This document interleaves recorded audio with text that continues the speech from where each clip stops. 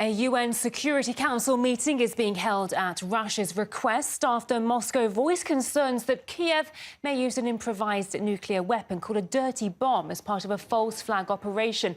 Now, ahead of the gathering, Russia condemned any such provocations. We will regard the use of the dirty bomb by the Kiev regime as an act of nuclear terrorism. The UN Security Council is scheduled to hold a meeting regarding the possibility of a dirty bomb attack, a nuclear provocation by Ukraine. Now, the Russian Ministry of Defense has come forward saying that such an attack may be in the works. Now, they shared information about this potential attack with the United States, of Turkey, of France, and the United Kingdom. Now, we understand that NATO does not take this allegation and danger seriously. This is what the NATO chief had to say regarding these concerns. The allegation that Ukraine is preparing to use dirty bombs in Ukraine is absurd. What makes us concerned is that this is part of a pattern we have seen before from Russia. Now, we have recently heard from the Ukrainian President Zelensky talking about the potential for Ukraine to proliferate nuclear weapons. He's referenced the Budapest Memorandum of 1994, which bars Ukraine from developing nuclear weapons, and said it should possibly be reconsidered. In addition to that, we've heard such comments from Ukrainian leaders for quite some time. Since the 2014 Euromaidan coup, there have been various Ukrainian officials who've referenced the possibility of proliferating nuclear weapons on Ukraine's part. They may be getting support in such efforts from the United Kingdom. Here's what we recently heard from Zelensky and what we've heard from Ukrainian leaders over the years. If negotiations and consultations fail again, or concrete decisions on security guarantees for Ukraine. Okay, well, an urgent UN Security Council meeting is being held at Russia's behest over Moscow's warnings that Kiev could use a so-called dirty bomb to carry out an alleged act of nuclear terrorism. We can listen in now to Russia's envoy to the UN, who is speaking after the gathering. Is that this cell is asked to be used upon the request of several member states, which absolutely violates the integrity of Secretariat of the United Nations. We will present our position in detail, I think, tomorrow in the afternoon when we will discuss this issue. This is one thing. The IAEA inspectors. IAEA is a different thing. Yes, I know, but in terms of those inspectors that Ukraine has said we've got nothing to hide, we're inviting in the IAEA, what's your reaction to that?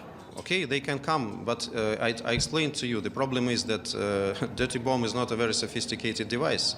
If you were reading Ukrainian Telegram channels, which are quite informative, you will see that there is now a big fuss in the Ukrainian ruling circles because of the campaign that we started to launch, and a lot of indications that they are trying to kind of wind down this program, and that of course they will have enough time to do it. So again, I'm not an expert. Of course, it's between Ukraine and IAEA if they agree to go. But I really doubt that there is a possibility to be absolutely 100% ironclad sure that there are no activities of this kind, even after this visit. But this is my private opinion.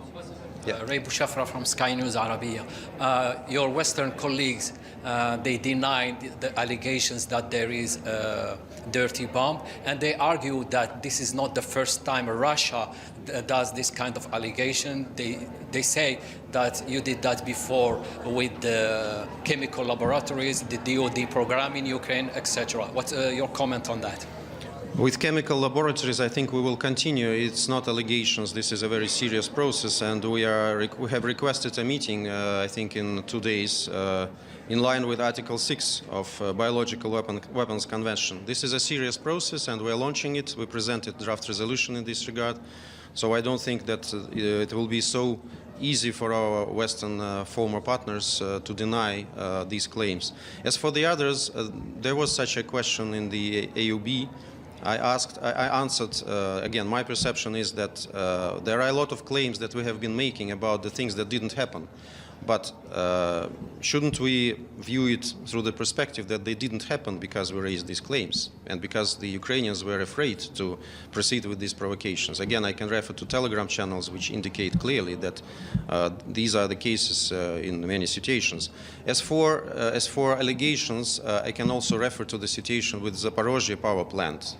again, everybody knows this is open secret that Ukrainians are shelling this plant, because we have absolutely no reason to shell the plant where we are now.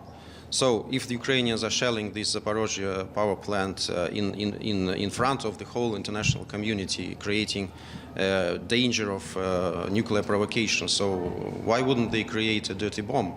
It's the same logic. Yeah, sure. Yes, Ambassador, you asked this meeting today, what did you want to happen that didn't happen? I mean, what did you expect the Security Council after what you told them? What you wanted them to do it? I'm quite satisfied. We wanted to raise this issue. We wanted to explain to our colleagues our position. We wanted to appeal to their responsible attitude. And I think we've got what we wanted. Of course, as you understand, Western countries are mostly saying that this is all Russia propaganda, that we are all thinking it out. But, well, we're quite satisfied because we raised the awareness of this fact. And I don't mind people saying that Russia is crying wolf if this doesn't happen, because this is a terrible disaster that threatens potentially the whole of the earth. So I think the price is very little, just several accusations. Why was the meeting held privately? Because there were certain details that we didn't want to disclose. They only are important for the members of the Security Council. But I gave you an account, more or less, of this meeting. But those details will be leaked anyway. So what are the details? Well, wait until they are leaked. I'm not going to be a spoiler. Yeah. The letter yesterday that Russia wrote to the Security Council was signed by Ambassador Nebenzia. Where is he today? In the office. We share responsibility. I think you will see him. Don't worry. Okay. We're working in pair. Where are these labs in Ukraine that are Where are these labs? Okay, I will give you. Supposedly making the dirty I think bombs? they're enumerated in the letter, but if you want, it's the Kharkov Institute of Physics and Technology and Institute for Nuclear Research of the National Academy of Sciences of Ukraine, located in Kiev. And does Russia make dirty bombs? Sorry? Does Russia produce dirty bombs? Why do we need them?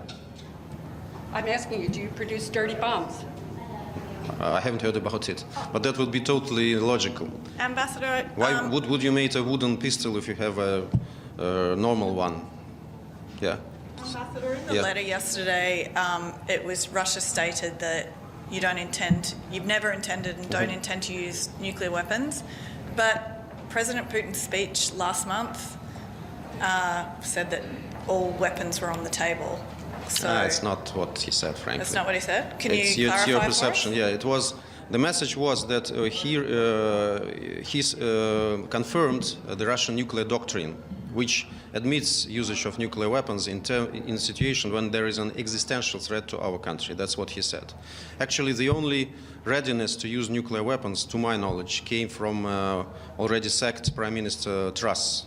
She said she was ready to push the button. I haven't heard about anybody doing the same. Could I just follow up on that, Ambassador? President Putin did say that all weapon systems would be on the table if Russia's territorial integrity came under threat from NATO. So to say in the letter that you've never mentioned or referred to the use of nuclear weapons is questionable at the You didn't very contradict to what I say. It doesn't contradict Russian military doctrine. I reiterate, it's about existential threat to Russia.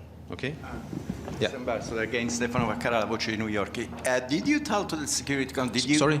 Did you, at the Security Council now, Yeah.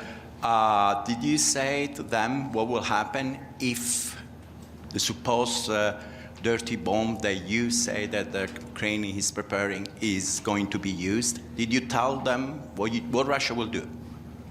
We don't study these hypothetical scenarios. We want to avoid them. That's why we wanted to convene this meeting. But the task of the Ukrainian regime now is to get NATO directly involved in confrontation with Russia.